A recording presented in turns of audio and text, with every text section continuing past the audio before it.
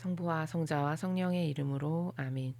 예수님과 어머니 하나 되신 성심을 통해 신성하신 하느님 아버지 피아세 나라에서 아버지를 완전히 빼어 닮은 작은 태양이 되기를 갈망하며, 그리고 예수님과 아버지와 어머니께서 이루신 단일성의 속성으로 하나된 그 피앗을 완성하기를 갈망하며 이 기도를 봉헌드립니다. 사랑하는 아버지, 오늘도 아버지께서 창조하신 천상천하의 온 우주 만물들과 또 이 지상의 아버지께 속한 소수의 선의 남은 세력의 자녀들, 특별히 저희 사명에 협력하는 영혼의 원들과 유튜브 구독자들, 그리고 신적 질서와 진리와 계명만을 믿고 따르는 아버지께 속한 선의 자녀들을 하나 되신 성심을 통해 아버지 뜻의 봉헌드리오니, 세상의 모든 위험과 악으로부터 교묘하고 간교한 마귀의 계략으로부터 그들을 보호하시고 지켜주셔서 아버지 뜻 안에서 살며 그 아버지 뜻을 이루는 것을 영예로 여길 줄 아는, 그래서 살아있는 동안 피앗을 완성할 수 있는 자녀들 되도록 축복해 주시옵소서. 대한민국을 불법과 그리고 약탈로 자신의 것이 아닌데 역겨운 속임수로 어리석은 국민을 속여 그 자리를 강탈한 저 역겨운 사탄의 세력들을 오늘도 고발하여 아버지께 말씀드립니다.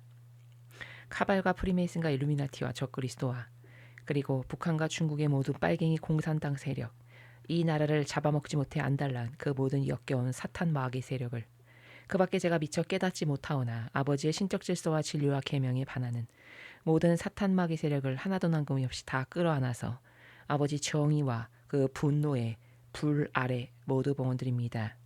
아버지, 구약의 아버지께서 아버지의 질서에서 벗어난 것들을 어떻게 처리하고 계신지를 저희가 매일 배우고 있습니다.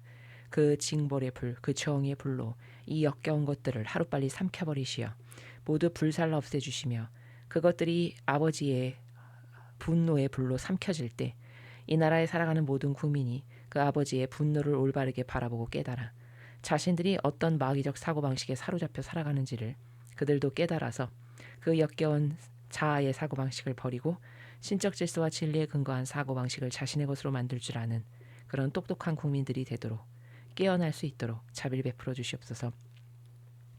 아버지, 원래 이 나라는 아버지의 것입니다. 아버지께서 이승만이라고 하는 훌륭한 리더를 하나 선택하셔서 성경에 근거하여 이 나라를 세우셨습니다.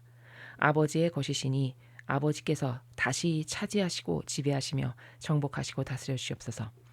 아버지 뜻에 반하는 모든 사탄 마귀 세력을 더 오래 놔두지 마시고 하루빨리 끌어내리시고 그것들을 전멸시키셔서 이제 아버지 마음에 드는, 특별히 예수님과 성모님의 정신과 가르침과 모범을 떼어 닮은 리더를 친히 선택하시고 고르시어 그가 이 나라의 똑바로 된 올바로 된 대통령이 될 수 있도록 그 자리에 아버지께서 친히 앉혀주시기를 갈망으로 축원드립니다. 또한 이 나라의 국민들 악에게 굴복하지 않고 움츠러들지 않고 무기력에 빠지지 않을 수 있도록 그들을 축복하시며 옳은 일에 목숨을 걸고 투항하고 항거할 수 있는 용맹한 다윗을 닮은 국민들이 되도록, 그래서 그들 모두가 들고 일어나 작은 불꽃이 마침내 거대한 태양이 되어 아버지의 뜻을 빼어 닮은 거대한 태양이 이 악의 세력을 다 쓸어버리고 태우는 데 부족함이 없도록 축복하여 주시옵소서. 이 모든 기도 우리 주 예수 그리스도의 이름으로 기도드리나이다. 아멘. 성부와 성자와 성령의 이름으로 아멘. 안녕하십니까. 하늘의 뜻 성교 피아수녀입니다. 오늘은 신명기 13장의 내용을 학습할 차례가 되었습니다. 오늘 본문의 내용이 어떤 것인지 여러분들과 함께 보고 오늘 내용에 대해서 한번 학습을 해보도록 하겠습니다. 신명기 13장, 다른 신들을 섬기자고 깨는 사람을 없애라. 내가 너희에게 명령하는 이 모든 것을 너희는 성심껏 실천하여야 한다. 거기에 한마디도 보태지 못하고 빼지도 못한다. 다른 신들을 섬기자고 깨는 사람을 없애라. 예언자라는 사람이나 꿈으로 점친다는 사람이 너희 가운데 나타나 표적과 기적을 해보인다고 장담하고 그 장담한 표적과 기적이 그대로 이루어진다고 하더라도 너희가 일찍이 알지도 못하고 섬겨본 일도 없는 다른 신들을 따르자고 하거든 그 예언자나 꿈으로 점치는 사람의 말을 듣지 마라. 그것은 너희 하느님 주님께서 과연 너희가 마음을 다 기울이고 정성을 다 쏟아 너희 하느님 주님을 사랑하는지 시험해 보시려는 것이다. 너희 하느님 주님만 따르고 그분만을 공경하여라. 그의 명령만 지키고 그의 말씀만 들어라. 그분만 섬기고 그에게만 충성을 바쳐라. 그런 예언자나 꿈으로 점치는 사람은 죽여야 한다. 그는 너희를 깨어 너희로 하여금 이집트 땅에서 구출해 주신 너희 하느님 주님께 등을 돌리게 하는 자이다. 그 종살이하던 집에서 너희를 해방시켜 주신 이에게서 발길을 돌리게 하는 자이다. 너희 하느님 주님께서 너희에게 가라고 분부하신 길에서 벗어나게 하는 자이다. 너희는 이런 독소를 너희 가운데서 송두리째 뽑아버려야 한다.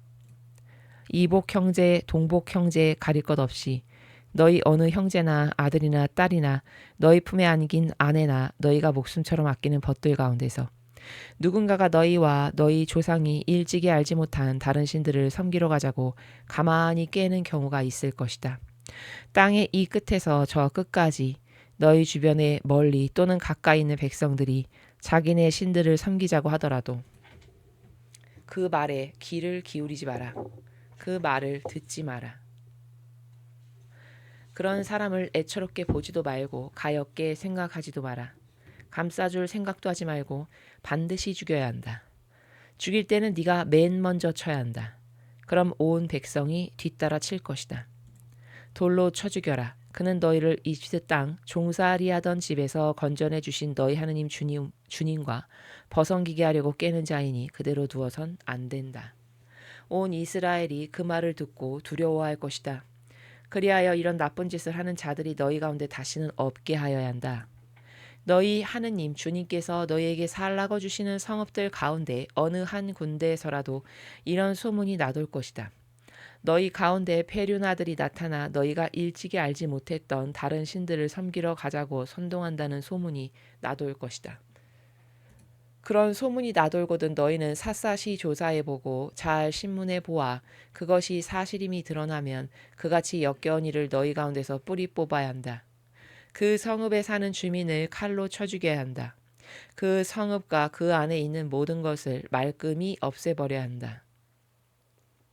거기 있는 가축도 칼로 쳐 죽이고 모든 전리품을 장터에 모아놓고 그 전리품과 함께 온 성읍을 불살라 너희 하느님 주님께 바쳐야 한다.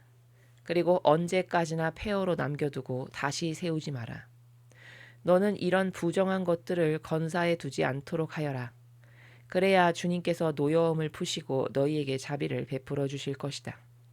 너희 선조들에게 맹세하신 대로 자비를 베푸시어 너희를 번성하게 해주실 것이다. 너희 하느님 주님의 말씀을 들어 내가 오늘 너희에게 내리는 모든 명령을 지키고 너희 하느님 주님 보시기에 바른 일을 해야만 그렇게 해주실 것이다. 주님의 말씀입니다. 하느님 감사합니다. 오늘 내용은 아주 심플하고 단순한 그냥 하나의 원리로 딱 정리가 되는 그런 내용인데 이제 오늘의 내용에 말씀드리기 앞서서 우리가 지난 시간에 모세가 이 백성에게 어떤 이야기를 했냐면 이제 뭐 제사 규정을 가르쳐주고 그 다음에 후손들에게 너희가 겪었던 것들을 교육을 이렇게 잘해서 그들이 잊어버리지 않게 해라 이런 것들을 이제 강조하는 그런 내용을 저희가 학습했습니다. 그 지난 시간에 우리가 배웠던 것 중에서 조금 되짚어 봐야 되겠다라는 것이 있다면 어떤 것이 있냐면 우리가 특히 이제 구약을 보면은 뭐 제물 바치는 것에 대한 내용이 굉장히 많죠. 많은 부분을 차지합니다. 그리고 이제 제물을 바칠 때 요런 방법, 뭐 짐승을 바칠 때면 요렇게 잘라야 되고 이런 건 어디 가서 태워야 되고 함부로 요런 건 이렇게 처리하면 안 되고 이런 어떤 상세 규정이 있죠. 그러면 이제 우리가 구약을 볼 때 하느님께 뭘 그렇게 많이 바쳐라 하는 것들이 많단 말이죠. 그럼 여러분은 종교 생활을 할 때 그 바쳐라에 대해서 어떻게 이해를 하셨습니까? 아마 대다수의 사람은 별 그냥 개념 없이 이쪽 귀로 듣고 이쪽 귀로 나가는 그냥 그런 식으로 생각했을 가능성이 높아 보입니다. 왜냐면 저도 그러했고 뭐 하느님께는 저렇게 많이 바치는 게 신이니까 예인가 보다. 그냥 저는 그 정도로만 과거에 종교 생활할 때 인식을 했었거든요. 근데 이제 제가 이렇게 진리를 자꾸 배우고 깨닫게 해주시고 알려주시고 열어주시고 이렇게 해서 자꾸 발견을 하게 되는 다양한 원리와 관점을 보면 그냥 단순히 그런 차원이 아니라는 것을 우리가 이제 지난 시간에도 학습했다시피 알 수가 있는데, 우리가 그냥 그 어떤 표제어처럼 사랑의 하느님 이런 말을 많이 합니다. 그래서 뭐 무신론자에게도 그리스도교는 어떤 교입니까? 뭐 이렇게 물어본다면 사랑의 하느님, 사랑의 종교입니다. 이렇게 이야기를 많이 하죠. 근데 사실 하느님은 사랑이시다라고 보통의 그냥 가톨릭 모르는 사람도 하나님은 사랑이시다라고 내가 많이 들었는데, 이런 말들을 많이 할 때 그들이 그 논하는 사랑이라고 하는 나라, 그 나라를 인간은 사실 잘 모른다라고 제가 누누이 말씀드리죠. 왜냐하면 본인이 사랑이라고 생각하는 거는 다 뒤틀리고 비틀린 관점이에요. 왜냐? 사랑이라는 것을 논할 때, 그 원리를 펼쳐 나갈 때 그것의 근본이 되는 근간이 뭐냐면 희생이거든요. 그리고 고통을 사랑하는 그 바닥에서 출발을 하는 게 사랑의 기저입니다. 기저. 근데 종교인이나 세상 사람이 사랑을 생각할 땐 다 자기가 좋아지는 게 기저예요. 그러니까 근간 자체가, 스타트하는 출발의 근간 자체가 다르다는 것이죠. 맞죠? 예. 그러니까 왜 우리가 집을 지을 때 바닥을 튼튼하게 하지 않으면 그 집 무너지는 건 순식간이죠. 뭐 아무리 10층짜리 건물을 지면 뭐 하겠어요? 바닥이 단단하지 않은데.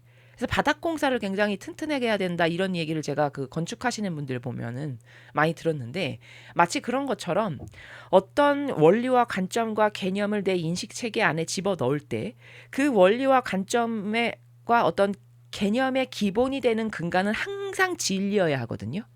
그게 아주 단단한 시멘트 콘크리트보다도 더 단단한 근간의 기저가 돼야 해요. 그래야 그게 뒤틀린 게 아니고 올바르고 퍼펙트하고 완벽한 것이 되거든요. 그 진리라고 하는 기저 근간 위에다 뭘 쌓아야 이게 올바른 관점이고 올바른 원리고 올바른 개념이 되는 것이지, 그렇지 않고 본인이 그냥 살면서 어디서 주워들은 거, 혹은 뭐 자기 병든 기호와 정서가 누가 어떤 철학자가 말했는데 저거 되게 좋아 보인다, 와 있어 보인다, 이렇게 해서 그냥 자기가 갖다 놓은 거, 머리 안에다가 이거를 근간에다가 놓고 그것에다가 개념을 쌓고 원리를 쌓고 관점을 쌓다 보니까 다 잘못된 거거든요. 이해됐죠? 제가 왜 이렇게 원론적인 얘기를 하냐, 사람은 사랑이 뭔지를 모른다라고 제가 왜 이렇게 단정해서 말하냐면, 다 사랑을 이해할 때 자기가 좋아지고 원하는 것을 하기 위한 그 발로를 누가 채워줘, 그런 걸 사랑이라고 인식을 한다는 거예요. 그렇죠? 맞을 겁니다. 대다수의 사람은 그걸 사랑이라고 생각해요. 자, 그런데 그러면 그게 맞냐? 그건 사탄이 불어놓은 마귀적 관점과 원리라는 거예요. 제가 하고 싶은 말은, 왜? 진리는 그렇지 아니하거든요. 진리는 사랑이라고 하는 근간의 튼튼한 바닥이 되는 콘크리트가 뭐냐면 희생과 배상과 보속과 고통이에요. 그렇죠? 예수님을 보십시오. 우리를 전부로 사랑하십니다. 천상의 책에 보면 우리에 대해서 이렇게 말씀하세요. 나는 너를 전부로 사랑한다. 영원성으로 사랑한다. 무한성으로 사랑한다. 이렇게 말씀하십니다. 여러분, 이런 사랑 받아본 적 있으세요? 없죠. 인간은 그런 사랑을 줄 그릇이 안 돼요. 왜? 본인 자체가 워낙에 역겹고 번덕스러운 존재다 보니까 항구하고 지속적으로 누구에게 사랑을 줄 존재가 안 됩니다. 맞죠? 인정할 수밖에 없죠. 근데 예수님은 그렇지가 않아요. 워낙에 변질되지 않는, 그리고 항구하고 지속적인 영원 불변성의 속성으로 아예 근본이, 스타트가 그렇게 돼 있는 분이죠. 그런 분이 나를 영원성으로, 전부로, 무한성으로 사랑한다. 이거는 기절해야 될 얘기죠. 근데 그러면 그런 분의 사랑이 맞는 거잖아요. 나를 그 정신세계로 사랑해준다고 하는 그 사랑이 맞는 거죠. 예. 그러면 그 사랑을 하는 그분의 행위를 보니까 온통 희생, 배상, 보속, 너 때문에 내가 고통을 사랑하고 받아들인다. 이 나라입니다. 그렇죠? 그게 우리가 그토록 감동받는 예수님의 사랑의 원리들의 나라예요. 맞습니까? 그러면 그게 퍼펙트한 진리의 나라에서의 사랑의 원리니까, 사랑이라는 거는 저렇게 상대방을 위해서 목숨 내놓는 게 아깝지 않고 저 사람을 위해서라면 내가 죽는 걸 영예로 여기는, 예수님이 그러하셨잖아요. 저게 사랑이구나. 그러면 그게 다 희생이죠. 그게 다 저 사람 때문에 고통이 다가와도 그걸 기쁘게 받아들이는 이정신이죠. 그리고 저 사람이 좋아진다면 내가 그 사람이 좋아지기 위해서 배상과 보속을 하는 걸 당연히 여기는. 이게 사랑의 근간이라는 걸 예수님의 행위를 통해서 우리가 알 수 있잖아요. 그럼 이게 근간인데 세상 사람이 그걸 근간에 가지고 사랑을 논합니까? 그렇지 않다라는 거예요. 그러니까 이건 잘못됐다는 겁니다. 그러니까 마귀가 사람에게 불어넣기를 사랑? 너가 달콤해지고 너가 저 말을 들으면 행복하고 너의 이런 기호를 저 사람이 딱 알아서 아주 코드 있게 맞춰주고 그럼 저 사람 나를 너무 사랑하나 봐. 이렇게 착각하게 만드는 이게 병든 기호 정서 경향에 근거하면 사랑을 이렇게 생각한다는 겁니다. 자, 그러면 그 사랑은 불을 보듯 뻔해요. 왜? 그 상대방이 언제든지 변할 수 있는 존재죠. 왜? 나도 그렇게 변할 수 있는 허술한 존재니까. 그 사람도 그럴 수밖에 없는 한계를 인정해야 되는 거 아니에요? 똑같은 죄인이니까 우리는. 그쵸? 그러면 그 사람이 그게 언제까지 지속되겠어요? 그 마음이. 그 사람도 언제든지 변질될 수 있잖아요. 내가 변덕스러운 것처럼. 그쵸? 그러면 오늘은 그 사람이 나에게 그렇게 내 비율을 맞춰주면서 온갖 내 가려운 곳을 긁어줬지만 그게 3일 후에도 그럴리란 보장이 어디 있습니까? 그리고 3일 후에 설령 그 사람이 변덕을 부린다고 해도 내가 거기다가 너는 왜 이렇게 변덕스러우라고 주장할 주제가 못 되는 게 왜? 나도 그렇게 똑같은 사람인데 어떻게 주장을 하겠어요? 그냥 받아들일 수밖에 없는 게 정직성의 나라 아닐까요? 그렇죠? 그러니까 이런 것을 보고 세상 사람의 사랑이라는 건 참으로 허무하고 저건 다 완전 병든 마귀가 불어넣은 그래서 오감이 고장난 상태에서 뭐가 좋다 그러다를 논하는 거구나라는 거를 알 수 있는 너무 쉬운 거라는 거예요.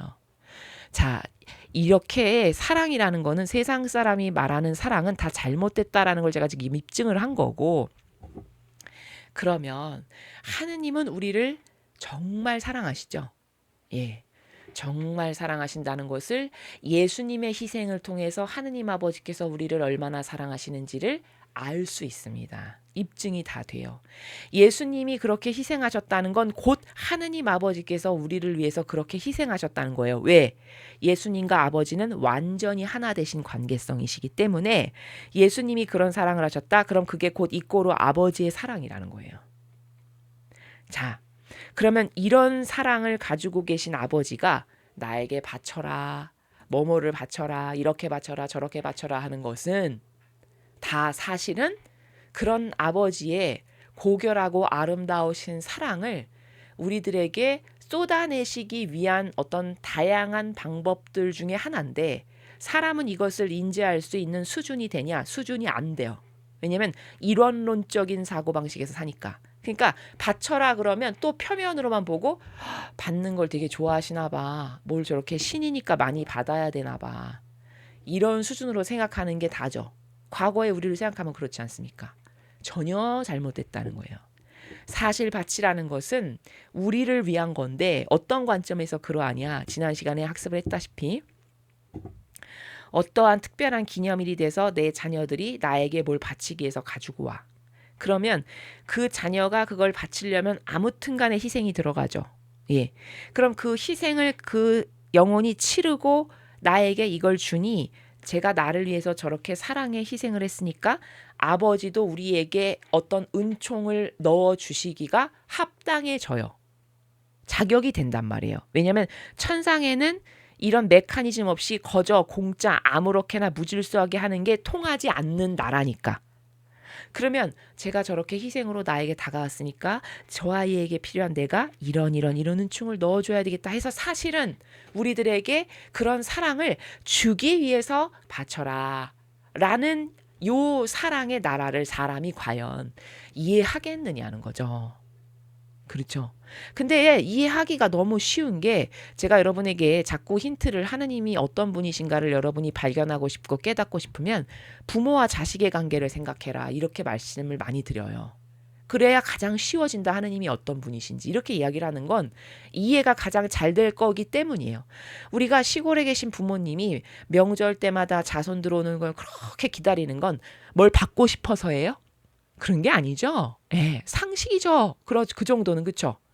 부모님이 그렇게 자식들이 오기를 눈이 빠져라 아침부터 동구 밖에 나가서 눈이 빠져라 기다리시는 거는 그 아이들에게 사실은 사랑을 주고 싶어서예요. 그쵸? 그 자손들이 가지고 오는 거 별로 대단치 않아요, 사실. 근데 그들이 집에 돌아갈 때 그 어머니가 손수 만드신 그냥 공들여서 기르신 모든 농산물과 사랑의 선물을 바리바리 싸주시잖아요. 그쵸? 그러면 나에게 희생으로 다가온 거 하나밖에 없는데 그것의 10배 되는 사랑을 오히려 자녀들에게 주죠. 이게 같은 거지 뭡니까? 지금 하느님 아버지 마음과 이해가 잘 되시죠? 이렇기 때문에 바치라는 것을 한다라는 의미를 지난 시간에 말씀을 드렸어요. 그 다음에 이건 지금 제가 사랑의 관점에서 바치는 행위를 설명한 거고 그 다음에 또 바치는 행위에는 어떤 관점이 있냐면 아버지가 마땅히 받으셔야 될 권리를 드릴 줄 아는 우리가 되어야 하니까 그 교육을 시키시는 방면도 있어요. 무슨 말이냐? 여러분 부모는요. 자식의 사랑을 그리고 자식의 존중을 받을 권리가 있나요? 없나요? 당연히 있어요. 그렇죠? 아주 당연한 권리예요. 왜? 한평생을 희생과 사랑으로 길렀으니까.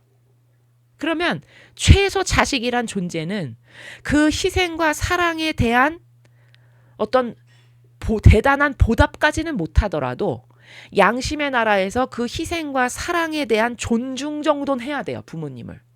맞나요? 자식 여러분? 네. 그게 인간이에요.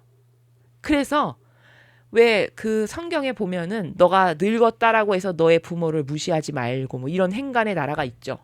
예?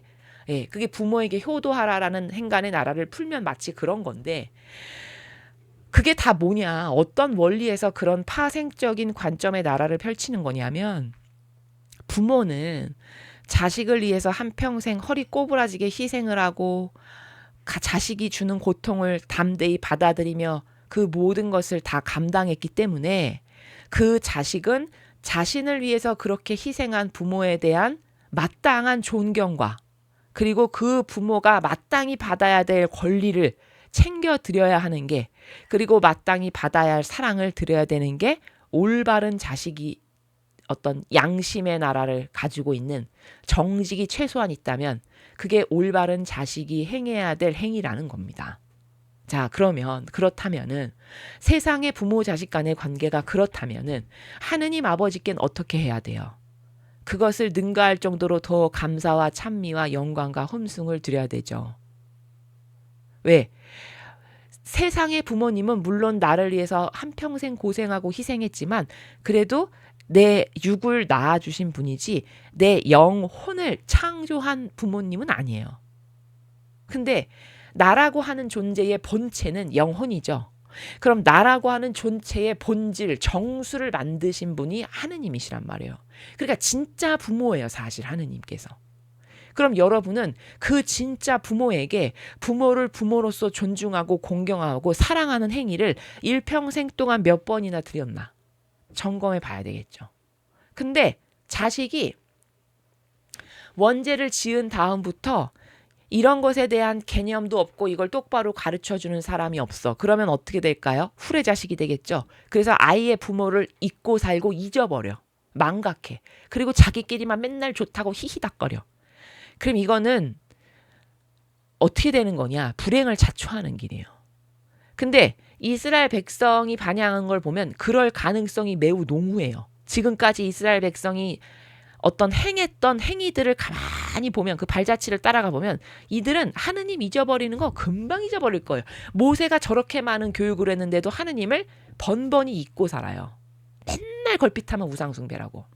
그럼 이게 뭐냐? 인간이 저 정도로 나약하고 저거 엄청난 치명적 약점이구나. 이걸 알 수 있죠. 그럼 그 치명적 약점으로부터 얘네들을 보호하려면 아버지 입장에선 뭘 해야 될까요? 이렇게 때마다 바치는 거라도 해서 부모를 잊어버리지 않고 부모를 부모로서 존중하고 공경하고 사랑을 자식된 도리로 할 줄 아는 것을 의무적으로라도 할 수 있게끔 해야 걔가 부모와 자식 간의 연애 꼬리를 놓지 않을 수 있겠죠. 그 의미가 있다라는 거예요. 그러니까 마땅히 받으셔야 될 권리를 아버지께 되돌려 드리는 이런 측면도 바치는 행위 안에는 원리적으로 들어있다는 겁니다. 납득 잘 되시죠? 지금 두 가지를 말씀을 드렸어요. 이해되셨나요? 그 다음에 이제 세 번째는 어떤 의미도 있냐면 이건 이제 지금 이 마지막 시대에 해당하는 말이에요. 제가 지금부터 할 말은. 저 바치는 것의 행위가 저건 구약 시대니까 저렇게 짐승을 눈에 보이는 것을 사실적으로 바침으로써 하느님께 사랑을 드리고 하나 되는 행위를 한 건데 지금 시대는 우리가 진짜 이때처럼 막 동물을 잡아서 각을 떠서 막 올려서 바치고 이런 걸 안 하죠. 그러면 이 바치는 행위가 끊어졌으니까 이 정신도 잃어버리고 살아야 되는 거냐? 그건 아니죠. 그러면 저 행위는 구약에서 끝났어요. 그럼 저게 끝나서 단절된 거냐? 아니에요. 저 행위를 더 업그레이드된 행위로 누가 와서 설정하고 세우신 거예요? 그렇죠. 예수님께서 와서 세우고 설정하신 거예요. 그런 게 바로 성체 성사들인 거죠. 성체 성사와 다양한 우리를 위해서 주신 성사들. 그게 동물 바치는 것에서 상향 업그레이드된 행위. 그러나 정신세계는 더 수준 높고 저 지금 제가 말한 두 가지의 행위가 내포되어 있고 거기에 하나가 더 들어간 더 업그레이드된 행위가 그 안에 담겨 있는 본질적 제사가 되게 하신 게 예수님이 세우신 그 만찬 때 세우신 성체 성사와 기타 다양한 우리를 위해서 준비하신 이런 성사들의 은총인데 그럼 하나 추가되는 게 뭐냐? 이때는 이렇게 동물을 바침으로써 아버지 저는 아버지랑 이렇게 하나 됐습니다. 아버지를 이렇게 사랑합니다. 라는 것을 한편 입증하는 행위가 되는데 지금은 저 행위가 발전돼서 어떻게 업그레이드가 됐냐. 성체를 영하면서 내 안에 오시잖아요. 영하면. 그러면서 아버지 제 마음 안에서 저와 함께 사십시오. 예수님과 성모님 그리고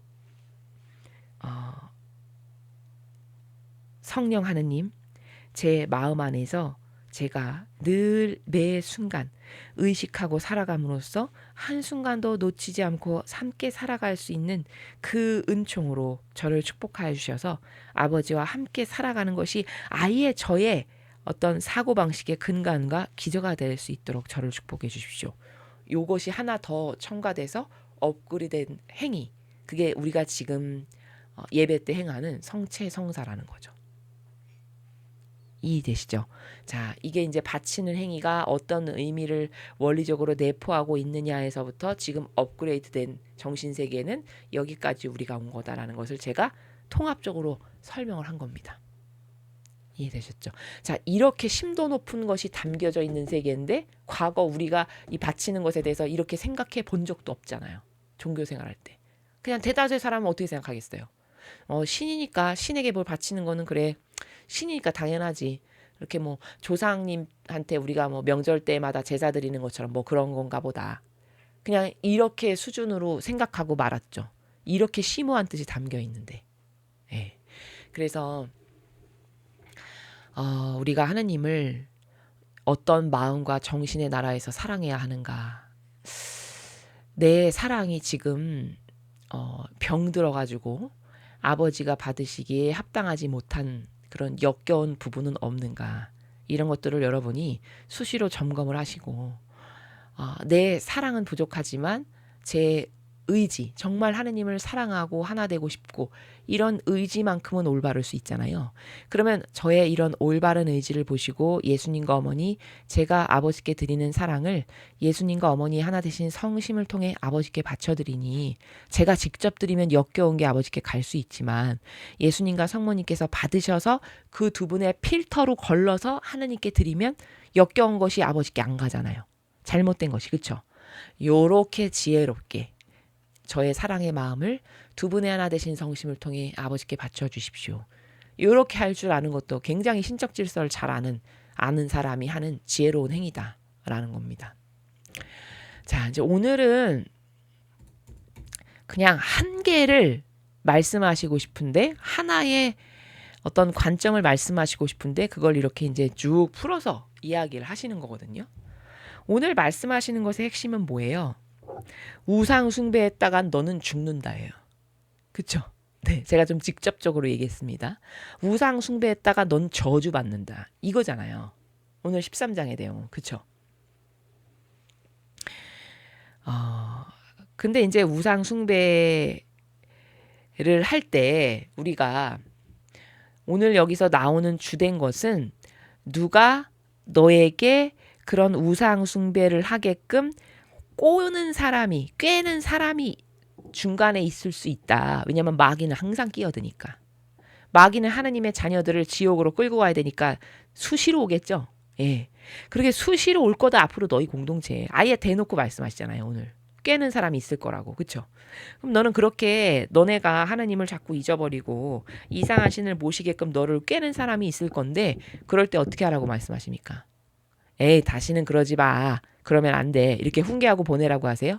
그래서 죽여버리라고 하시죠? 예. 중간에 저보다 더 심한 표현으로 아까 말씀하신 게 있었는 것 같은데 뭐 불쌍해 하지도 말고 애처롭게 생각하지도 말고 죽여버려라 감싸줄 생각도 하지 말고 죽일 땐 네가 맨 먼저 죽여라 심지어 이렇게 말씀하셨습니다. 그렇죠.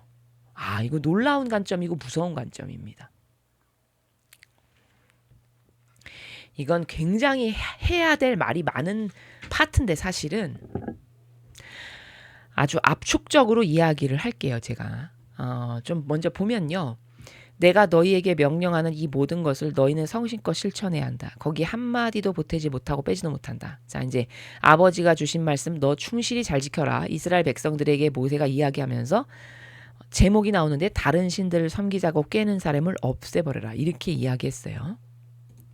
예언자라는 사람이나 꿈으로 점친다는 사람이 너희 가운데 나타나 표적과 기적을 해보인다고 장담하면서 그 장담한 표적과 기적이 그대로 이루어진다고 하더라도 너희가 일찍이 알지도 못하고 섬겨본 일도 없는 다른 신들을 따르자고 하거든.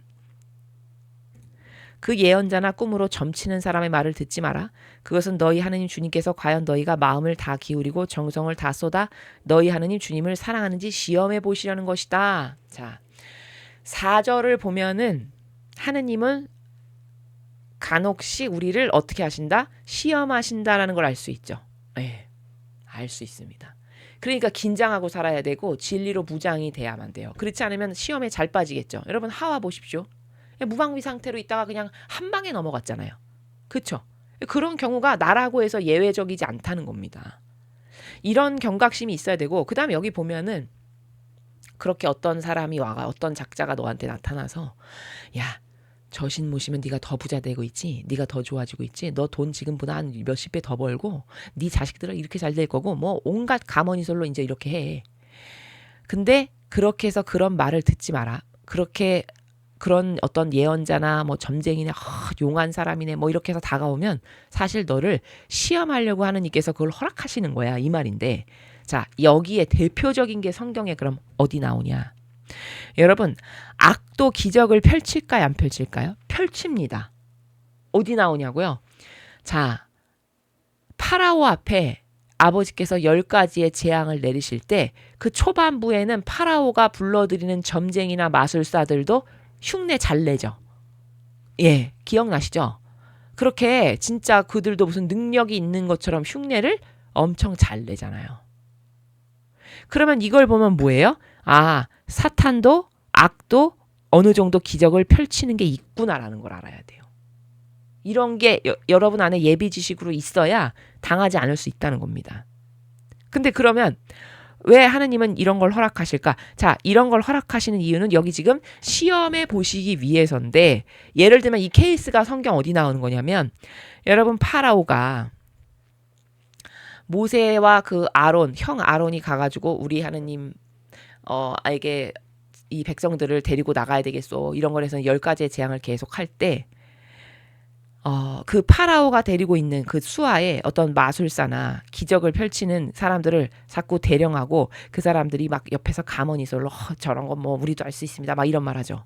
그때 파라오가 바로 그 마술사들한테 시험당해서 속은 케이스가 바로 파라오예요.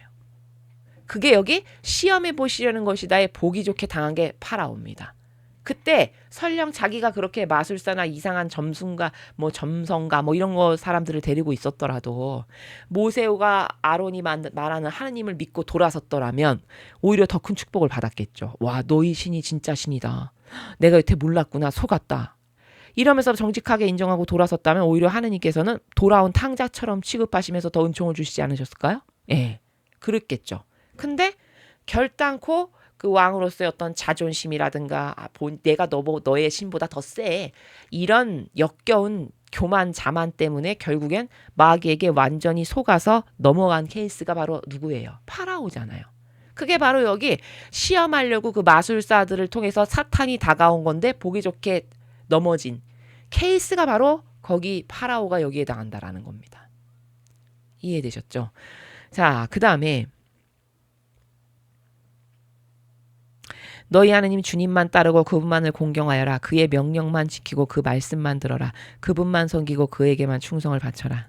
그런 예언자나 꿈으로 점치는 사람은 죽여야 한다. 이렇게 되어 있어요. 그렇죠? 왜냐하면 그건 사탄의 도구들이니까 하느님의 일꾼이 아니라 그는 너희를 깨어 너희로 하여금 이 땅에서 구출해 주신 너희 하느님 주님께 등을 돌리게 하는 자이다. 맞잖아요.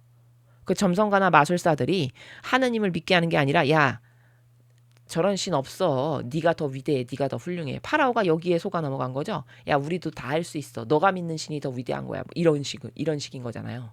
그렇게 해서 하느님께 등을 돌리게 하는 자이니까 이런 예언자나 점성가들은 죽여버려야 된다. 사탄 도구나 하는 것들이니까 이 말입니다. 그 종살이 하던 집에서 너희를 해방시켜 주신 이에게서 발길을 돌리게 하는 자이다. 너희 하느님 주님께서 너희에게 가라고 분부하신 길에서 벗어나게 하는 자다. 너희는 이런 독소를 너희 가운데서 송두리째 뽑아버려야 한다. 자, 여러분 6절 읽고 뭐 생각나는 거 없으세요? 이거를 지금 시대에 객관화한다. 그럼 여러분은 이걸 어떻게 적용하실 수 있습니까? 자, 잘 들으십시오. 지금 여기 하느님이 말씀하시는 관점이 뭐냐? 하느님으로부터 등을 돌리게 하고 멀어지게 해. 발길을 돌리게 하고 또 아버지가 너는 이 길을 가라 분부하신 길 예를 들면 10계명을 주셨어. 근데 그 10계명에서 벗어나게 해. 그것들은 죽이라는 거잖아요. 그것들이 바로 점성가나 마술사 같은 것들이에요. 그런 역할을 했던 것들이. 그런 것들은 다 죽여버리는데 그냥 죽이는 게 아니라 송두리째 뽑아버려라 이렇게 말씀하셨어요. 그럼 오늘날에 이런 역할을 하는 자가 누굽니까? 그렇죠. 거짓교회에 저 적그리스도 밑에 거기 빌 붙어가지고 그냥 맹종하고 맹신하는 자들이 다 이런 자들이 이런 역할하고 있잖아요 지금. 여러분을 하느님께 더 가까이 다가가서 여러분 생각해 보세요.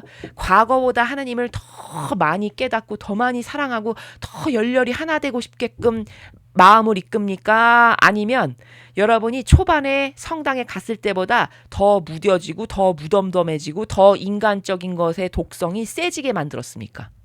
후자 아니에요? 저는 후자라고 장담해요. 저를 봤을 때. 오히려 파릇파릇하고 아무것도 모르는 새싹과도 같은 예비자일 때가 신심이 더 좋아요. 그 교회에 발을 들이죠.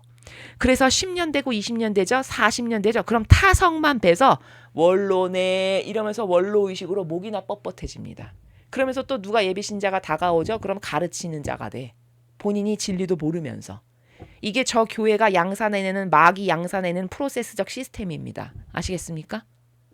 이게 완전 사탄이라는 거예요. 근데 그 사탄을 하느님은 죽여버리라고 하신다는 거예요. 어떤 역할을 하니까?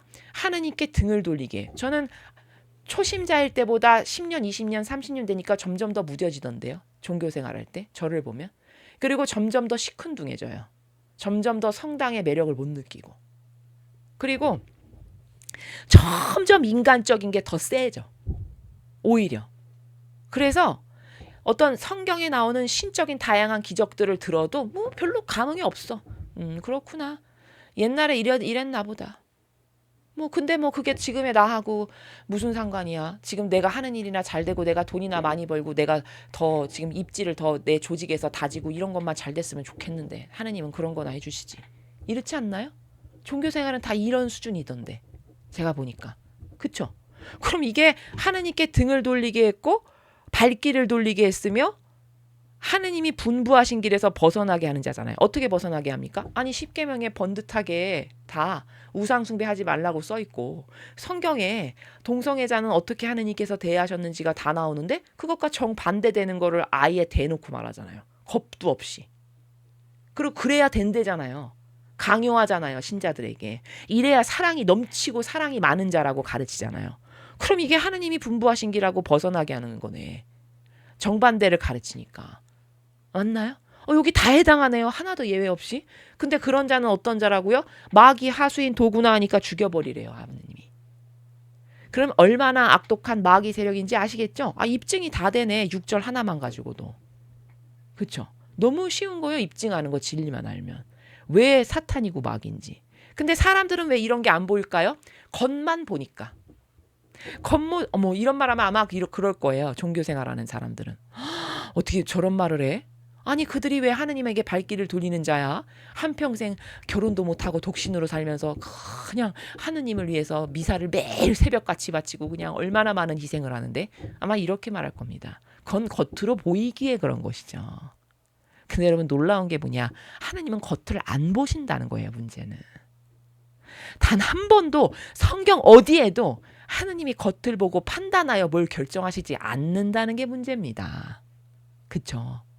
그러면 겉으로 아무리 그럴듯한 거룩해 보이는 성구갑을 길게 내리고 옷자락을 바닥에 질질질질 끌고 다닐 만큼 길게 하고 삼중간의 모자를 쓰면서 자기 키보다도 더 큰 십자가 지팡이를 들고 다니면서 천천히 걸어. 그러면 이런 진리 모르는 어리석고 멍청한 자는 속겠지만 진리 아는 자는 그게 더 토악질 나는 위선적 행위다라고 보여줄 수밖에 없어요. 왜? 속에 더러운 것을 가리기 위해서 겉에 그런 치장을 한다라고 보여져요. 진리 아는 사람은. 그쵸? 왜? 속여야 될래니까. 여러분 빨갱이가 굉장히 친절하죠. 빨갱이 치고 친절하지 않은 사람 잘 못 봤거든요. 띡띡거리고 뭐 이런 사람 잘 없어요. 빨갱이일수록 굉장히 조용하게 말하고요. 아주 차분차분하게 말하고 상냥하고 친절한 것 같은 코스프레를 굉장히 잘해요. 오히려 우파는 강하고 좀 세고 드세지만 속은 차라리 우파가 정직하고 진실해요. 근데 겉은 투박해요. 아시겠습니까? 이런 특징적인 걸 볼 수 있어야 돼요. 관점 있으면 보입니다. 그러면 여러분 생각해 보십시오. 빨갱이가 왜 그렇게 유려한 처세를 잘하는지 아세요? 그 역겨웠고 더럽고 토악질 나는 그 속을 가릴래야 되니까 겉에 치장을 기가 막히게 잘하는 거예요. 속여야 되려니까. 착해 보이게끔. 아시겠습니까? 그것과 같은 부류잖아요. 놓여있는 위치만 다르지. 안 보이십니까? 그렇죠? 지금 6절에 나오는 게 딱 그 얘기를 하시는 거잖아요. 이들이 이제는 아예 자기가 하느님의 자리에 앉아가지고 영혼의 우상으로 살아가고 있지 않습니까? 그 파라오만 욕할 게 아니에요. 본인은 파라오보다 더합니다. 본인이 본인을 깨닫지 못해서 그렇지. 그렇죠?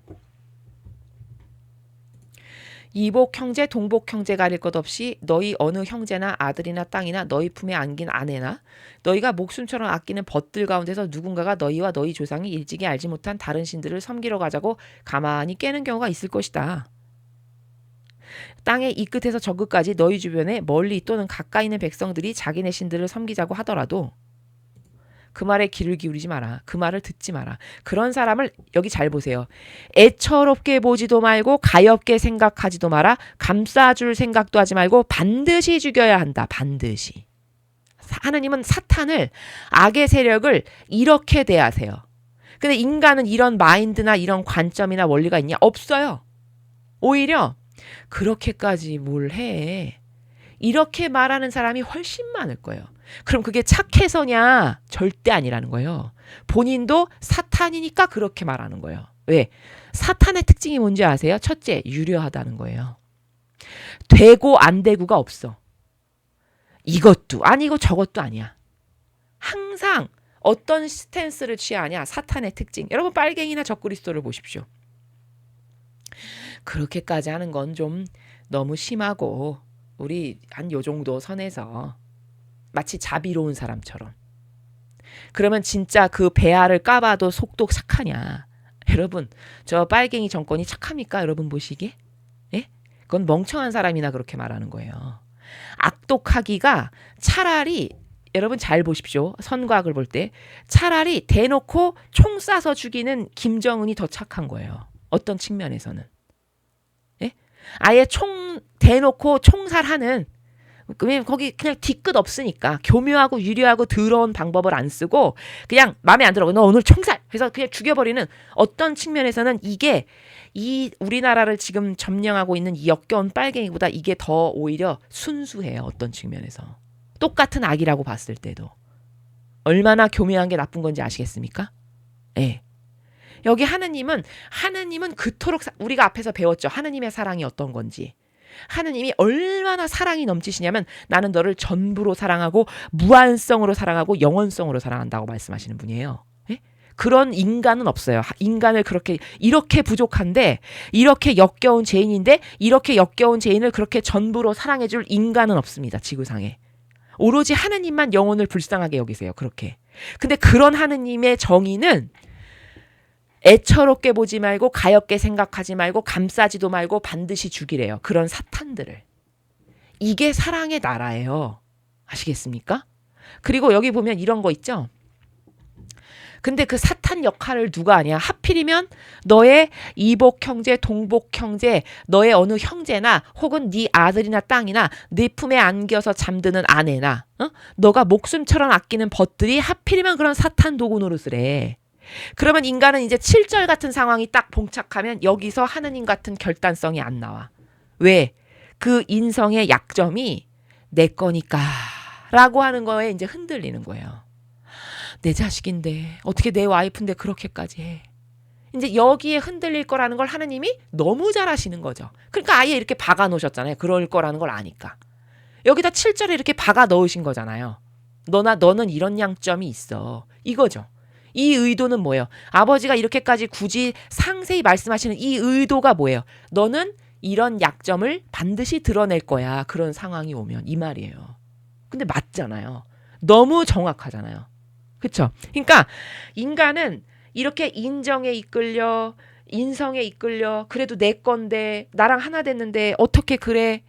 이런 걸로 이렇게 고무줄 잣대처럼 올바르지 못한 판단을 할 가능성이 너는 농후한데, 하느님은 우리를 그토록 사랑하고 아끼시는데도 악의 도구 역할을 하죠. 이렇게 제가 조금 전에 말한 것처럼 하느님에게서 멀어지게 하고 하느님 법에서 멀어지게 하고 아버지로부터 등 돌리는 거를 해 누가. 그럼 그게 보나마나 사탄이잖아요. 우리가 지금 생각하기에도. 그럼 그 사탄을 봐주면 안 된다라는 거예요. 절대. 그리고 화근도 남기지 말라는 거예요. 화근조차도. 그러니까 죽여버리라는 거죠. 왜? 근데 이게 정말 맞는 게, 잘 보세요. 그렇게 인간의 바보 같은 역겨운 사고방식으로 인정에 이끌려서 만약에 그걸 살려줬어. 그러면 그 사탄 도구 역할을 할 그 영혼이 반성하고 회개해서 다시는 안 하냐? 절대 그렇지 않아요. 인간 절대 그렇지 않습니다. 살려주죠. 그러면 틈만 나면 그 짓을 반드시 또 해요. 기회가 오면. 인간은 그래요. 왜? 그게 나약한 인성의 한계예요. 그러면 이 화근을 남겨놨기 때문에 이 마귀가 두고두고 내 집안을 망쳐. 그럴까요? 안 그럴까요? 그렇죠. 두고두고 내 집안에 계속 영향력을 끼쳐서 계속 망친다는 거예요. 완전히 패망할 때까지. 하느님은 지금 얘를 완전히 발본색해가지고 뿌리째 뽑아내서 죽여버려야 오히려 네 집안을 보호하는 거다. 이 사고방식의 나라거든요. 아버지가 하시는 거는. 그럼 어떤 게 맞는 겁니까? 예? 어떤 게 더 영혼을 보호하는 거예요? 이렇게 아버지처럼 하는 게 보호하는 거예요. 아시겠죠? 그러니까 우리가 이 나라의 어떤 이 마귀 세력을 처단하는 것도 이런 진리를 알아야 지도자가 똑바로 처신할 수 있는 게 뭐냐면, 저건 완전히 마귀로 판명이 됐어. 그러면 그건 살려두면 안 돼요. 아시겠습니까? 왜? 이런 거에 근거하여. 하느님이 이렇게 하시니까. 무조건 근거는 진리에 근거해야 되거든요. 그래야 후환이 없고, 그래야 퍼펙트한 거고, 그래야 하느님이 도와주세요. 왜? 아버지 법에 근거해서 하니까. 맞습니까? 예, 그런 거예요. 그러니까 나라의 대통령이나 지도자도 어떤 것이 발견이 됐어. 그럼 그걸 예를 들어 나라에 이제 헌법이라는 게 있으니까 그런 것들은 사형으로 다스려야 되는 것이지 그걸 불쌍하니까 그렇게까지 하면 안 되니까 살려두고 화근을 남긴다. 그럼 그건 나라에 두고두고 그 짓거리를 합니다. 그게 풀려나와서 나오면 또 할까요? 안 할까요? 또 합니다. 예. 죽는 그날까지 합니다. 아시겠습니까? 그게 은총이 있어서 마치 바오로 사도처럼 서쪽으로 가던 사람이 완전히 동쪽으로 가는 어떤 그런 복권 1등짜리 맞을 확률보다 더 희박한 그런 확률에 그가 당첨되지 않는 한은 사람은 진리 안 만나죠? 그럼 안 달라져요. 여러분도 많이 보시죠, 주변에서. 사람 달라집니까? 사람은요, 진리를 완전히 만나서 그 진리에 완전히 탄복해서 완전 저거 내 거로 만들어야지 난 저 사고방식만 해야지 이렇게 돼서 은총을 받지 않죠. 그러면 늘 똑같아요. 그냥 이거와 같아요. 그 풀이 무성한데 그걸 뿌리째 뽑지 않으면 쬐끔 자랐다가 또 시간이 지나면 이렇게 무성해지죠. 그럼 다시 바람 불면 이렇게 누웠다가 바람 안 불죠? 그럼 다시 서. 바람 세게 불면 누웠다가 다시 쓰는 요 스탠스만 취할 뿐이에요. 안 그런 척 했다가 기회 봐서 자기가 힘쓸 것 같으면 다시 올라오는 인간 이것과 똑같습니다. 그렇죠. 그러니까 누가 저건 도저히 회개할 가능성도 없고 진리를 아는 것도 아니고 계속 사탄 도구 역할에 그럼 그거는 이렇게 죽여버려야 된다고 하느님 말씀하시는 거예요. 그럼 이런 관점이 있어야 올바르게 통치도 하고 지도력도 발휘할 수 있겠죠. 이런 겁니다. 그래서 애처롭게 생각하지 말고 네가 설령 가족이어도 네 아내여도 그게 네 딸이고 네 아들이어도 죽여버려라 이거예요. 그게 네 집안을 살리는 길이야. 왜? 걔를 놔두지? 그럼 걔는 두고두고 네 집안을 하느님으로부터 멀어지게 하는 마귀 역할을 걔가 죽을 때까지 계속 할 거니까. 그럼 네 집안은 망한 거지 이 말이죠. 맞잖아요 근데. 네. 이렇게 예와 아니오가 분명한 사고방식을 해야지 하나님은 이렇게 예와 아니오가 분명한 사고방식 하시죠. 근데 빨갱이는 예와 아니오가 분명해요? 아니요. 좋은 게 좋은 거지. 온갖 착한 척 다 하면서 뭐 그렇게까지. 이게 아예 기본 정서야. 그쵸? 그럼 또 사람은 멍청하면 착하다고 봐 그걸. 야 그래도 자비롭다. 사람이 이렇게 온화하네. 아유 그냥 사람이 밝고 있잖아. 사람 괜찮더라고. 이렇게까지 말합니다. 이런 사람하고 같이 못 살아요. 진리 알면. 아시겠습니까? 집안에 제가 보니까 어떤 사람은 진리를 배워서 나날이 똑똑해지고 나날이 사고방식이 예수님하고 성모님처럼 돼. 근데 그 집안에 딴 사람은 계속 이런 인간적인 것에나 맹종하고 맹신하고 진리에 관심도 없고 듣지도 않죠. 그러면 두 사람의 갭이 사고방식의 지적 수준의 차이가 점점 이렇게 벌어지겠죠. 그러니까 나중에는요 이 사람하고 말이 안 통해요. 한 집에 살아도. 그래서 그냥 너는 너 나는 나 이렇게 살 수밖에 없는 처지가 됩니다. 저는 이런 경우 많이 봤어요. 이해되시죠? 이게 되게 불행한 거예요. 그래서 제가 진리를 배우면 제발 옆에 가족들한테도 좀 전달하셔라. 제발 가족들한테도 좀 가르쳐라. 기회가 될 때마다 이렇게 기회를 좀 봐서 지혜롭게 가족들한테도 반드시 진리를 가르쳐야지. 그렇지 않고 나만 듣고 내 귀만 좋고 나만 행복하죠. 그렇다고 해서 될 일이 아닌 게 내 가족은 계속 죽어가는데 인간적 사고방식으로 그러면 행복하지 않잖아요. 내 옆에 사람도 행복해야 내가 좋은 거잖아요. 사랑의 관계성에서는. 그렇죠? 그러니까 이런 거라는 걸 하느님은 이렇게 예와 아니오가 명백하시다. 그럼 나는 예와 아니오가 명백한 사고방식을 하지 않는다는 건 문제가 있는 거예요. 하느님은 그토록 사랑이신데도 사탄한텐 이렇게 과감하게 죽여버리시는 예와 아니오가 명백한 사고방식의 나라에서 판단을 하시는데 내 판단에 내가 어떤 것을 선택하는 기준이 이렇지 못하다. 그럼 나는 하느님하고 사고방식이 다른 거예요. 아시겠죠? 죽일 때는 네가 맨 먼저 쳐라. 와, 근데 심지어 반드시 죽이는 것도 모자라서 죽일 때 네가 맨 먼저 치래요. 왜 그럴까요? 여기는 굉장히 많은 뉘앙스가 숨겨져 있어요. 자, 제가 발견했어요. 그런 사탄을. 예를 들어서 이제 제가 쟤는 하느님하고 멀어지게 하는 도구적 역할하는 마귀구나. 제가 알았어요. 근데 만약에 제가 알았는데 빨갱이면 어떻게 할까요? 뭐 왜 굳이 내가 나서 그렇게까지 할 건 없잖아. 내가 나서면 나만 손해보고 나만 그걸 감당해야 되잖아. 굳이 내가 왜 그래. 빨갱이는 다 이런 나라에서 살아요. 적그리스도 세력도 똑같아요. 왜? 이기주의 개인주의니까. 자기밖에 모르니까 우리 공공의 목적을 위해서 우리 공동체나 우리 가정이나 나라를 놓고 봤을 때 저걸 계속 두면 이 나라는 망한다. 이런 거시적 관점이 없어요. 다 소극적이고 저 간장 종지만한 사고방식이니까 자기밖에 몰라. 그러니까 왜 굳이 내 손에 피를 묻혀? 이런 스타일이에요. 그쵸? 그러니까 다 회피할 거거든. 그럼 자, 공동체 10명 있는데 10명이 다 그런 회피하는 사고방식이야. 마귀랑 하나 돼서. 그럼 그 악을 누가 처단합니까? 그럼 그 악이 거기서 계속 활개를 치고 계속 살아나지. 이렇게 될 걸 하느님은 아실까요? 당연히 아시죠. 그러니까 누가 발견했어? 네가 발견했어? 그럼 네가 맨 먼저 쳐라. 이렇게 말씀하시는 거예요. 얼마나 완벽합니까? 악을 처단할 때. 예? 스탠스까지도 딱 네가 어떤 스탠스를 취할지 내가 다 알아. 너 마음의 배알을 아니까. 너 같은 마음의 배알은 굳이 네가 그렇게 나서서 희생하고 싶어 하지 않을 거야. 인간 이런 게 다 있죠. 마음 안에. 예. 그러니까 너가 솔선수범해서 네가 발견했으면 네가 맨 먼저 쳐라. 이렇게 해야 그 악을 그나마 제거할 수 있는 거예요. 지금 이 나라도 마찬가지지 않습니까? 제가 제일 안타까워하는 게 뭔지 아세요? 구심점이 없다는 거예요. 선의 세력에. 너무 안타까워요, 진짜. 그러니까 다 그거 뭘 반증하는 거냐? 다 개인주의, 이기주의라는 뜻이에요, 그게. 예를 들어 진짜 애국자잖아요. 그러면 이승만, 박정희 대통령 같이 나서겠죠. 이거 아니야. 내가 나서서 이렇게 해야 돼. 이런 결기가 안 나오죠. 그럼 이게 왜 그럴까요? 다 이기주의, 개인주의 혹은 귀차니즘. 다 비슷한 건데 어쨌든. 그냥 보신주의. 보신주의로 한평생 편안하고 안락하게 살다 죽지 왜 그렇게까지 해 굳이. 이런 마인드니까 구심점이 없는 겁니다.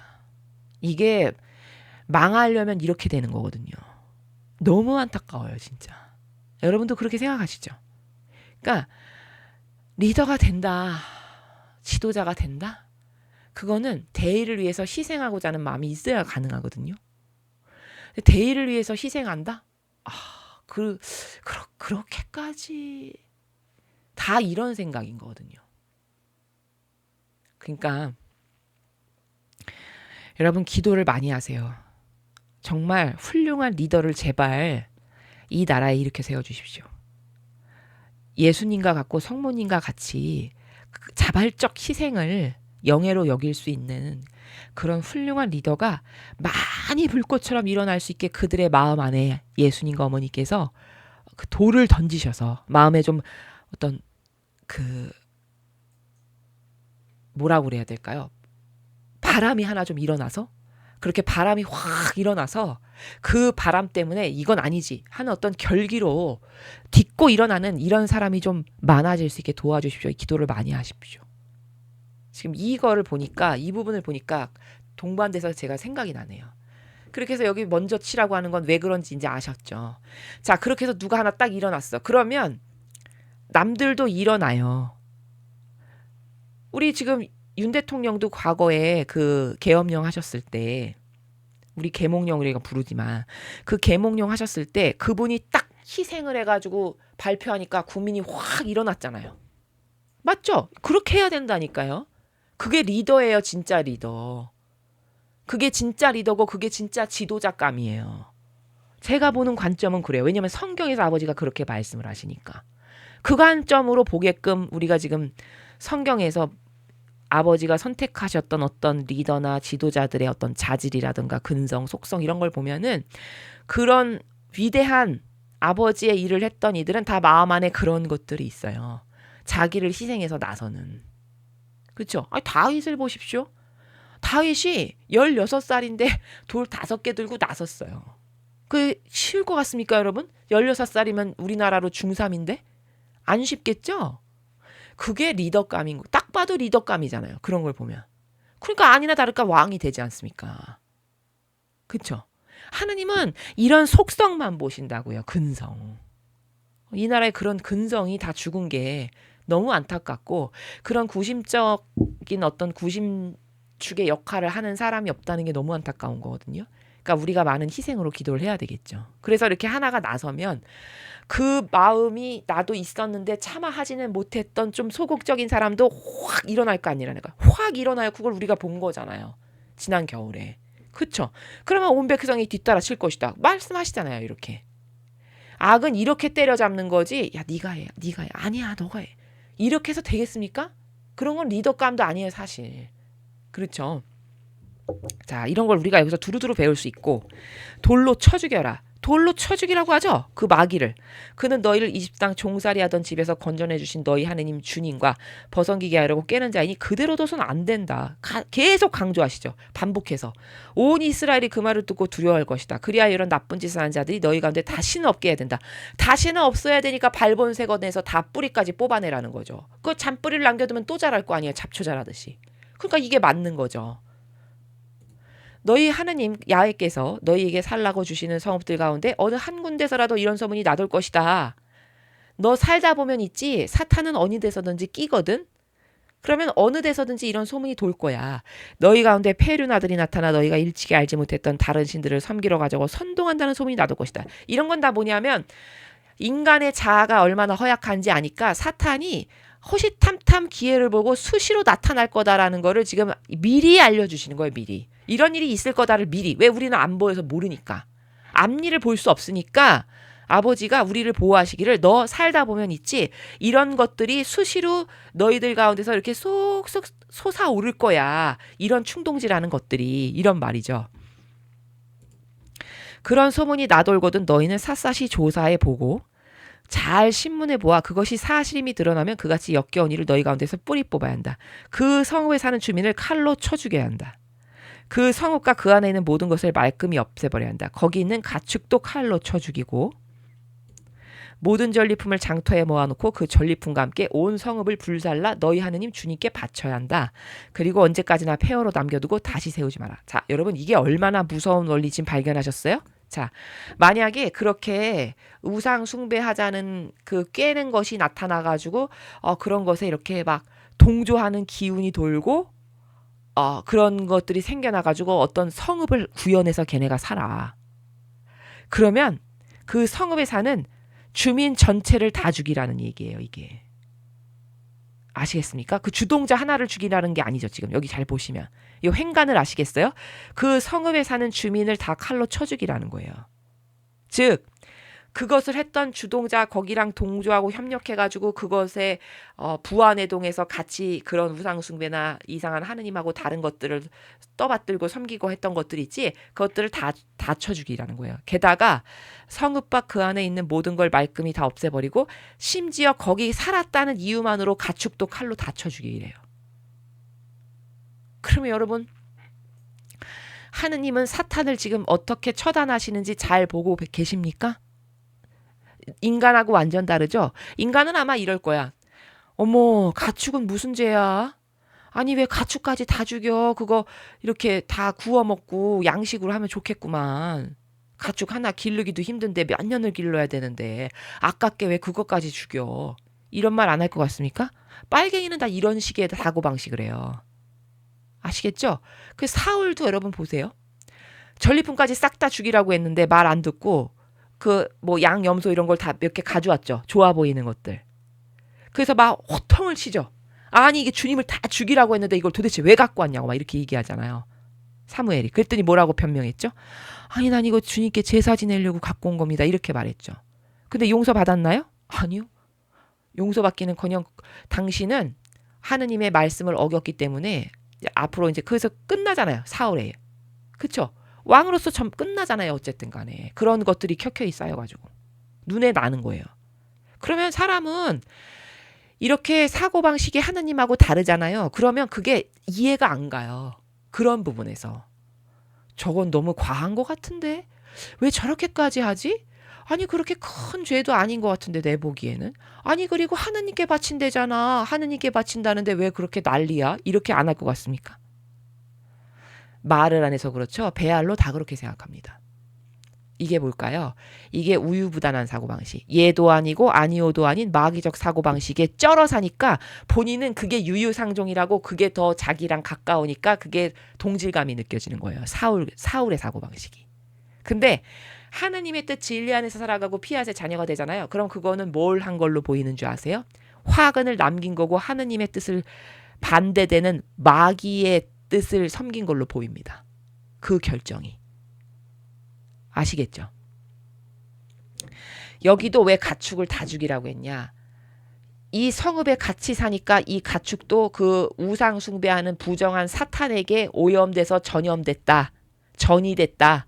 즉 마귀랑 접목됐다. 이거 부정 탔어. 이것도 다 죽여버려라. 왜? 아예 뿌리째 캐내서 없애버려야 되니까 사탄을 없앨 때는 이 나라예요. 그러니까 주동자는 한 명일진데 거기 동조했던 주민도 다 죽이고 심지어 가축도 죽이라고 하는 겁니다. 이렇게 결단성과 과단성이 있어야 되는 거예요. 사탄을 대할 때 특히 그 세력을 대할 때 아시겠습니까? 그리고 여기 보면 거기에서 전리품이 나왔잖아요. 쓸만한 것들. 그 성읍에 뭐 사람들이 사니까 많이 있겠지 전리품이. 그런 걸 장터에 모아놓고 전리품과 함께 성읍까지도 다 불살라버려. 그러니까 도시 하나를 다 폐허로 만들라는 얘기지. 이 말은 다 태워서. 그쵸?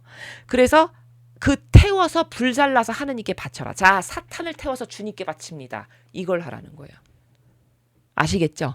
그런데 더 무서운 건 뭐냐? 얼마나 완벽에 완벽을 기하냐면 언제까지나 폐허로 남겨두고 그 성읍을 뭐 재건해서 다시 쓴다든지 뭐 거기 땅을 다시 일궈서 거기다 농사를 짓고 먹는다든지 이런 거 절대 하지 말아요.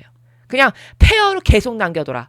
이렇게 이 정도로 완벽하게 사탄을 없애버리시는 나라예요. 하느님은.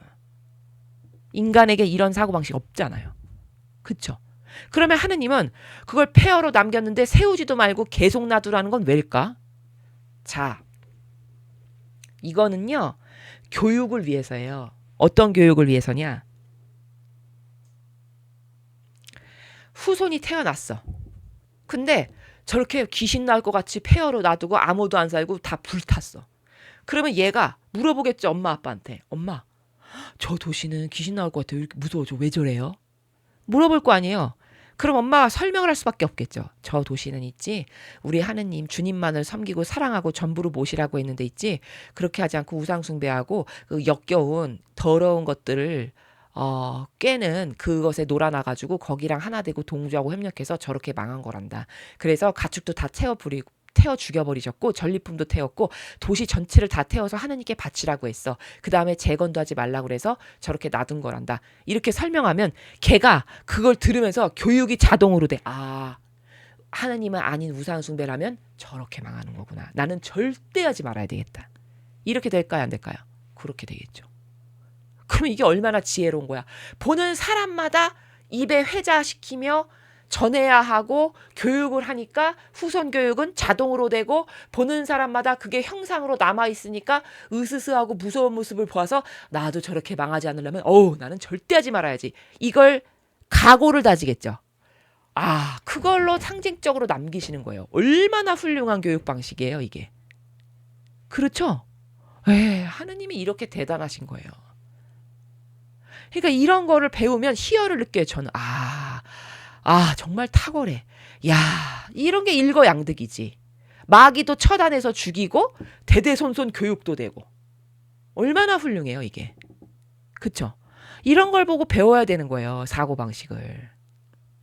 그러니까 집도 한 가정도 다스릴 때 어떤 걸 발본색원에서 뿌리 뽑아서 이거를 내 가정에서 다시는 이게 못 살도록 해야 되겠다라고 가장이 다짐했어. 그러면 아주 호되게 혼내고 이런 식으로 어떤 증거를 남기는 것도 좋은 방법이죠. 볼 때마다 두려워 떨면서 저렇게 하면은 나는 죽겠구나. 이걸 알게끔. 그쵸? 하나님은 그걸 위해서 남겨두시라고 한 거예요. 그리고 너는 이런 부정한 것들을 건사해두지 않도록 하여라. 그래야 주님께서 노여움을 푸시고 너희에게 자비를 베풀어 주실 것이다. 너희 선조들에게 맹세하신 대로 자비를 베푸셔 너희를 번성하게 해주실 것이다.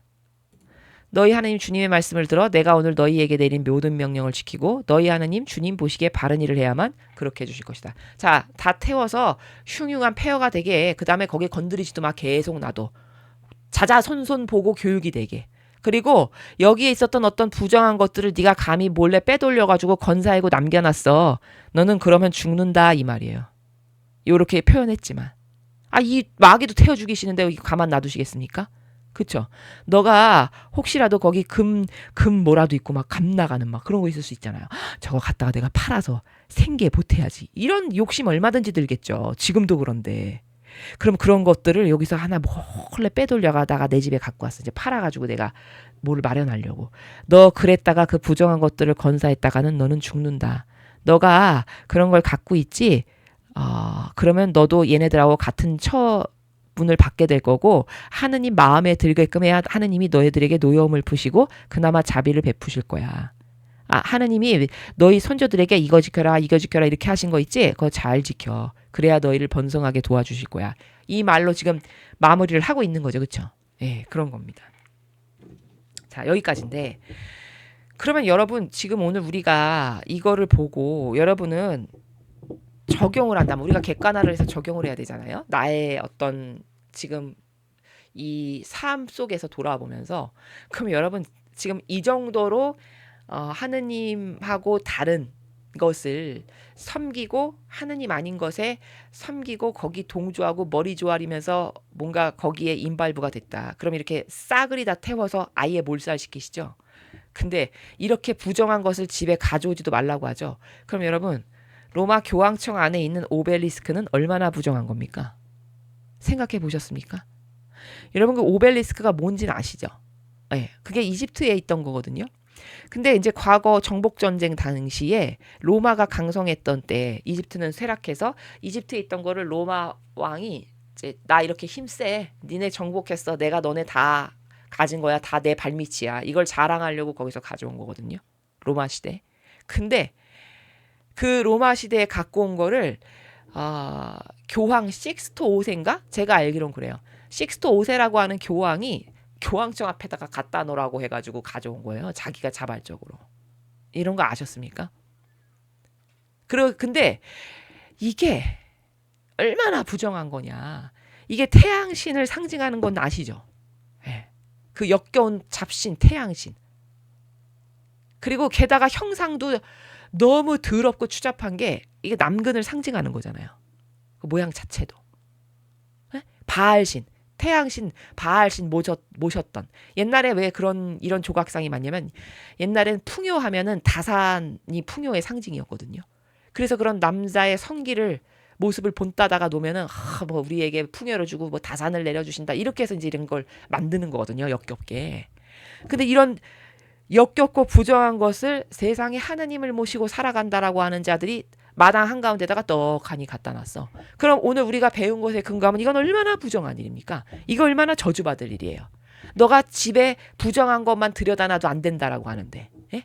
하나님을 모신다라고 하는 그 넓디 넓은 공간 정원 한가운데다가 이걸 갖다가 세워놨으니 맨날 모욕을 드리는 거 아니에요? 부정한 거나 받으십시오 이러면서 이런 관점이 없으니까 가서 조형물이다 구경해. 사진도 찍어 심지어. 와 되게 크다 웅장하네 이러면서. 맞죠? 그러니까 이게 인간이 무지하면 여러분 참 곤란해요. 무지하면 진짜 곤란합니다. 무지하면요 본인이 마귀를 끌어들이는 짓을 지금 하고 있지만 몰라요. 본인이 진리를 못 배웠으니까. 그리고 아니 지금 축복을 받아 살아도 부족할 판에 저주를 자기가 끌어들이는 일이지. 맞죠? 그럼 이런 것 뿐이냐. 그 안에 여러분 요새는 해외여행을 많이 가시니까 많이 가보셨죠. 그 안에 이상한 5만 가지 동물들하며 그 뼈다귀 또 모아다가 다 전시해가지고 밑에다가 지하에다가 놓고 거기 가서 절하고 이런 행위 얼마나 많이 합니까? 그쵸? 이거 다 부정한 거거든요. 그렇게 부정한 역겨운 사탄을 끌어안고 있는데 거기 가서 아멘 알렐루야 이런 걸 한다면은 그게 모욕 드리는 거 아닙니까? 하느님께? 그렇죠. 그래서 오늘과 같은 이런 13장과 같은 챕터를 배울 때 하느님은 저런 사탄 마귀 세력을 저렇게 완전히 예와 아니오의 나라에서 그냥 동물까지도 남겨놓지 않고 그냥 성 자체를 태워버려서 폐허를 만드시는 이런 사고방식으로 다스리시는데 나는 그것과 다르다. 그러면 이거는 심각한 거예요. 사고방식이. 어떤 걸 인정해야 되냐? 나는 지금 많이 병들었구나. 이런 내용이 낯설게 느껴지면 나는 지금 자아의 종으로 살아가지고 진리적 사고방식으로 옳고 그름을 똑바로 분별할 수 없는 상태구나. 이걸 고쳐야 되겠다. 이런 다짐을 하시고 이런 사고방식을 고쳐주세요라고 기도하셔야 돼요. 예수님과 어머니께. 아시겠죠? 그래서 우리가 이렇게 진리에 근거한 하느님이 하셨던 사고방식과 신적 질서를 내 것으로 만들 때 여러분에게 은총도 있고 복이 있을 수 있는 거지, 하느님하고 다른 사고방식을 하는데 은총을 주실 수 있나요? 못 주십니다. 안 주시는 게 아니라 못 받는 거예요, 여러분이. 왜? 마귀적 사고방식을 하는데 마귀에다가 신적인 것을 어떻게 줍니까? 당연한 거 아닙니까? 그렇죠? 그래서 사고방식을 신적인 것으로 이런 하느님의 질서로 바꾸는 건 너무 중요한 게, 여러분이 그토록 원하시는 축복을 마귀적 사고방식을 하면 못 받아요. 그래서 인간적인 자아를 버려야 되는 거예요. 여러분이 하느님께로부터 많은 은총을 받고 싶다면 자아를 어서 빨리 버리고 그런 역겨운 자아적 사고방식을 버려야지, 진리랑 다른 것을 하는데도 아무렇지도 않고 무덤덤하다? 그러면 이거는 내가 지금 많이 점령당해 있구나라는 걸 여러분이 인지를 하시고 그것에 대해서 경각심을 가지시고 하느님이 이런 하느님하고 다른 사탄 세력을 어떻게 대하시는가를 잘 보고, 우리도 그런 예와 아니오라고 하는 사고방식을 철두철미하게 지닐 때 내가 악으로부터 보호도 될 수 있는 거고 하느님이 주시고자 하시는 은총을 받기에 합당해지는 거다. 그때야. 이렇게 인식을 하시면 좋겠습니다. 이상으로 신명기 13장 해설 강의를 마치겠습니다. 감사합니다.